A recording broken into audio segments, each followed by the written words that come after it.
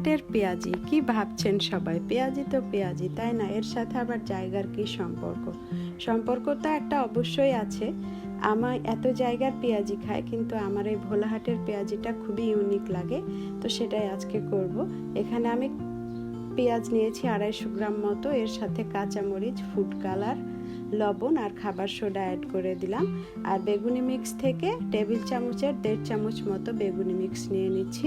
এখানে আমি বেসন আর কর্নফ্লাওয়ার আগে যেহেতু অ্যাড করে রেখেছিলাম, আপনাদের হাতের কাছে কর্নফ্লাওয়ার নাও থাকতে পারে, এই জন্য বেসনের সাথে সামান্য আটা বা ময়দা নিয়ে নেবেন।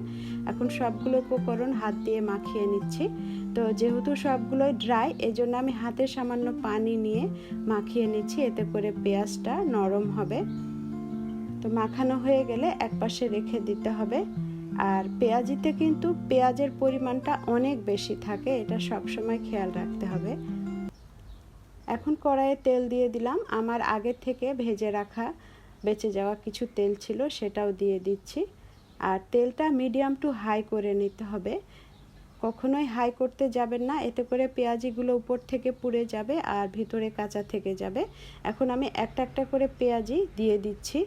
আর একটু জায়গা ফাঁকা হলে তারপর দিতে হবে, যেহেতু পেঁয়াজিতে পেঁয়াজ বেশি, এজন্য একটার সাথে একটা গায়ে লেগে ভেঙে যেতে পারে। তো এই জন্য একটু জায়গা ফাঁকা করে করে দিয়ে দিতে হবে আস্তে আস্তে।